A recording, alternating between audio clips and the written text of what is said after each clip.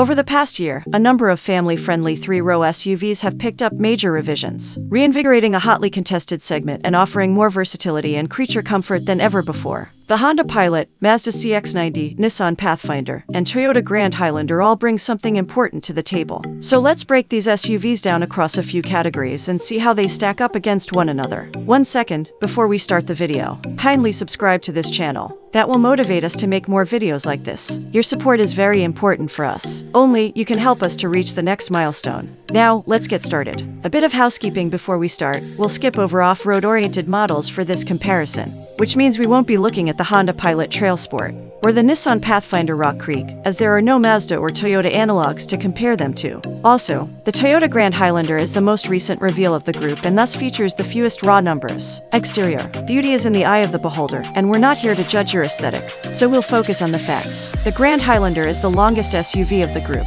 coming in at 201.4 inches, just ahead of the CX-90 at 200.8, and the Pathfinder plays caboose at 197.7. The Mazda is the wheelbase champ at 122.8 inches, about 6 inches longer than the Grand Highlander. The Pilot is the tallest of the four at 71.0 inches, while the Mazda keeps it compact at 68.2. Ground clearance fanatics will dig the CX-90's 8.0 inches figure, besting the Honda and Nissan by about an inch. Interior. Sadly, the Mazda CX-90's girthy dimensions do not translate to an abundance of cargo space. In fact, the Mazda is the least capacious of this collective, offering just 14.9 cubic feet behind the third row, 40.0 behind the second, and 74.2 with the second and third rows folded down. Its 30.4 inches of third row legroom is more than the Pathfinder can muster, but the Pilot offers more. The Grand Highlander is the undisputed legroom and cargo king, though, with a whopping 33.5 inches of third-row legroom, 20.6 cubic feet of storage behind the third row and 97.5 cubes with 2 rows folded. 7 and 8 passenger configurations are available on all 4 models. Things are a little more complex in the CX-90. Mazda's lineup offers 3 powertrain flavors. A 3.3-liter inline-6 produces 280 horsepower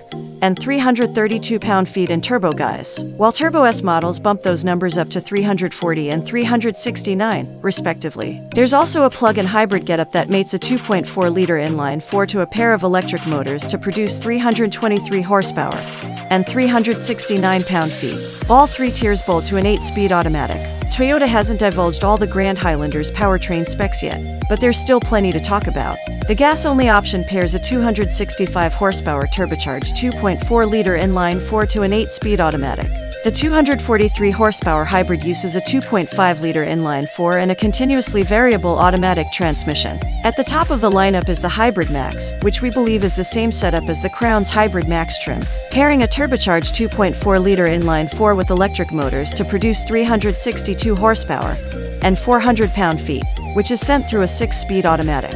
Honda offers front and all-wheel drive on all except the top 2 trims, which are exclusively odd. Nissan offers FWD and odd across its entire Pathfinder lineup. FWD and odd are offered on the Grand Highlander's gas and hybrid offerings, while the Hybrid Max is odd by default. Odd is standard on every CX-90, MPG and towing. Based on all currently available information, the Honda Pilot appears to be the least fuel-efficient SUV of this group, achieving an EPA estimated 19 mpg city, 27 mpg highway, and 22 mpg combined with front-wheel drive. In its thriftiest form, the Pathfinder sneaks ahead of the Honda with 21 mpg city, 27 mpg highway, and 23 mpg combined. Both 3.3-liter Mazdas come out on top at an EPA estimated 23 or 24 mpg city, 28 mpg highway, and 25 mpg combined. CX-90 PHEV variants have yet to receive official EPA figures. The only Grand Highlander figure we have is Toyota's own 34 mpg combined estimate for the hybrid. Gas and Hybrid Max models have a big, fat TBA next to M. For maximum tow rating, the Pathfinder stands ahead of the crowd at 6,000 pounds. The other 3 SUVs top out at 5,000. Standard features. Throw enough money at most SUVs, and you'll end up with nearly the same equipment. Whether it's ventilated second-row seats, third-row USB ports, panoramic sunroofs, or auto-dimming mirrors, base trim standard equipment is arguably more important, because it shows what the skinflint buyers can get their hands on.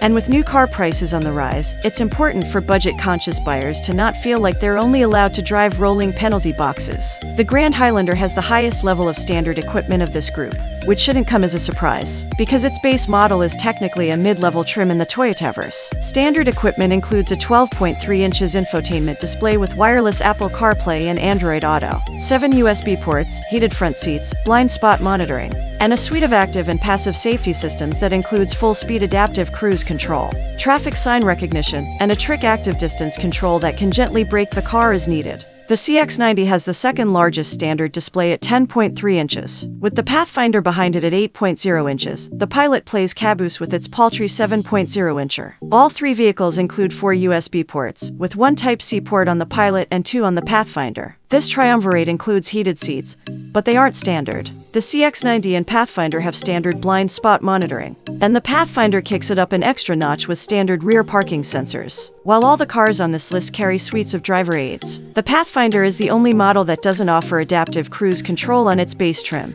Price. When it comes to base price, the $36,295 Pathfinder is the value king. The Pilot's base LX model is $1,000 more expensive, and the CX-90 starts at a hair over $40,000. We expect the Grand Highlander to start around $43,000, since its base XLE trim is a mid-tier get-up on other Toyota SUVs. The Pathfinder tops out at $51,165, while the Pilot reaches its ceiling at $53,375, and we expect a top-trim Grand Highlander to land somewhere around $56,000. Opting for the most expensive CX-90 may cause some wallet shock, with a 3.3 Turbo S Premium Plus maxing out at an eye-watering $61,325. What do you think about this? Let me know this by commenting below. I would love to see them. I can go through your comments and share my feedback. Thanks for watching this video completely. Kindly subscribe to this channel and hit the like button. Thanks again, have a great day.